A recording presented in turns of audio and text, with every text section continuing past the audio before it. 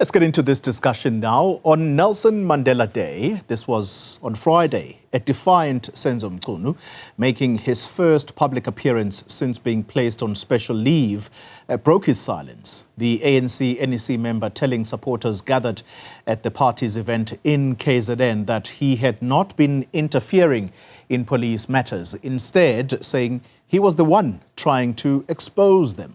The embattled minister continues to participate in ANC activities during this time. Joining me for some analysis around this now is Professor Dirk Kotze, who joins us now. Prof, good evening to you. Thank you very much for your time. I just want to quickly extrapolate from Minister Mchunu at that ANC event on Friday. It'll be quick.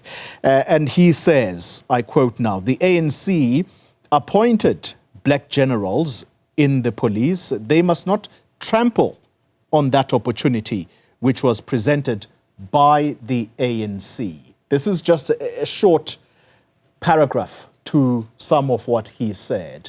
Is this a mistake by the ANC to allow Minister Mchunu to participate in ANC activities even though in government his position is that he's on special leave? Yeah, I think, good afternoon, you are raising a very, I would say in the ANC context, a very delicate matter. And that is that, as you say, is when it comes to his position as minister, he's on leave. But that leave is not just an ordinary leave, it's very exceptional. And it is actually a form of not yet being found necessarily guilty, but very close to that. And then at the same time, the ANC continues as if really nothing has changed in the meantime. I think from his point of view, and the ANC, especially in KwaZulu-Natal, they will say, well, he hasn't been found guilty, hasn't been removed from government. He is therefore a fully fledged member of the ANC. He hasn't been expected to step aside, so therefore he can participate. But the politics of it, obviously, is the real issue, not the formal rules and regulations of the ANC's constitution. It is to what extent, what type of message does it send to the country at large, as well as to ANC members themselves. I think when it comes to KwaZulu-Natal, it is becoming a boiling pot because most of the persons implicated in the matters raised by General Mkhwanazi and obviously himself also all originate from KwaZulu-Natal. So it is very much an issue about the internal dynamics within the province that come to play. Yeah. And I think it is exceptionally difficult for anyone outside the province really to understand where who stand in this situation. Professor, let's discuss for a moment the cursory interpretation of Mchunu's statement here, and that is that black generals in the police must not trample on the opportunity presented to them by the African National Congress. Could this be interpreted as intimidation, if not intimidation, some kind of blackmail to black generals in the South African Police Service? I mean, what do you make of this?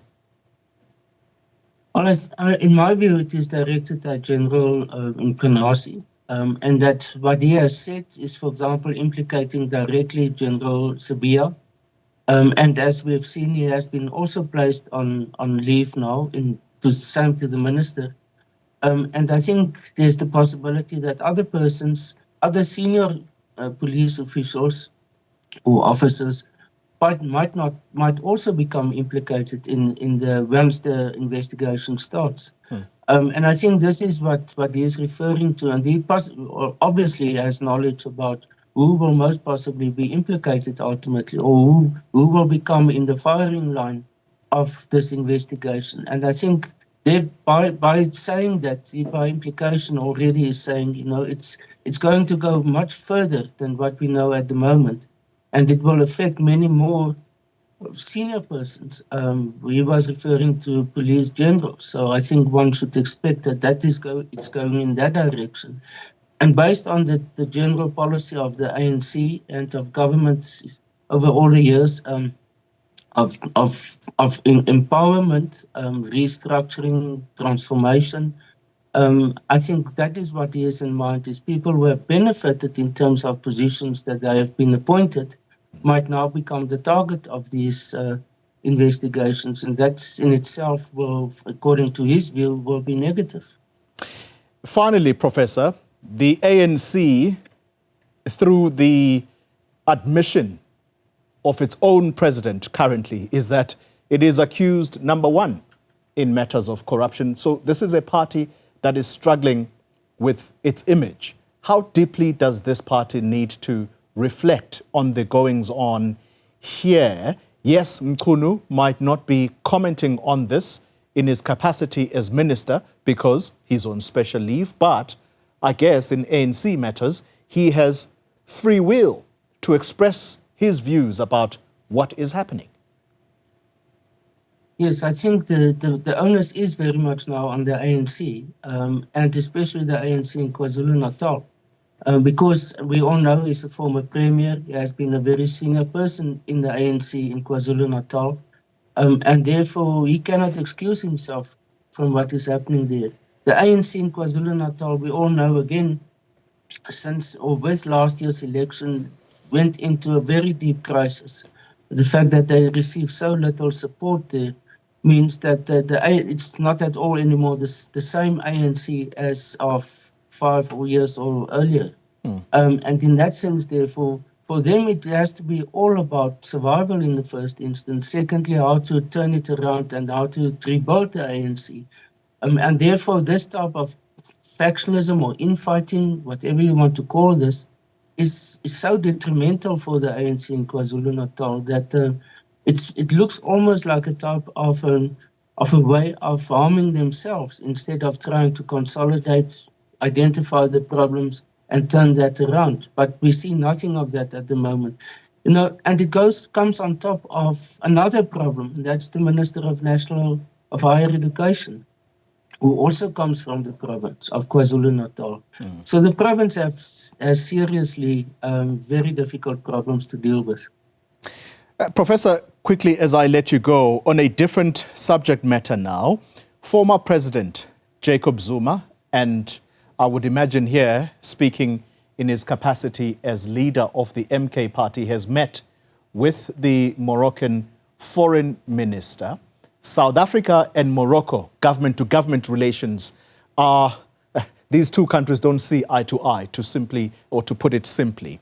Now, there has been serious reaction to this from parties such as the ANC, that the fact that there was a South African flag next to that of Morocco is a problem, and that they have called on the International Relations Department to raise issues about this with Morocco.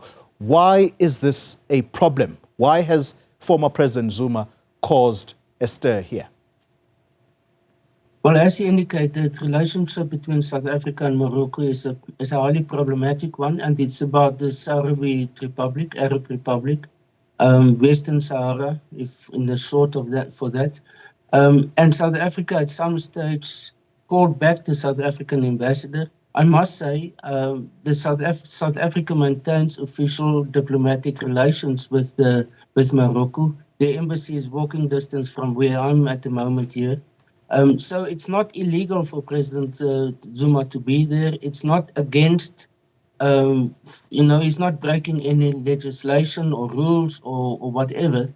But I think, and we also have to remind ourselves, a very prominent ANC person, Ubed Papela, was there also as chairperson of the ANC's, the National Executive Committee on International Relations. Yeah. But because of what he said there, he was removed from that position.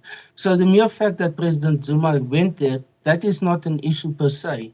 What is the problem is that it looks like, with the flag there, as if it looks like almost an official visit. Now, and as I said, South Africa has official relations with Morocco, so it depends on what he said and what his position was and how he presented himself. If he presented himself as not only an MK party leader, but as actually representing South Africa, that would certainly be a problem.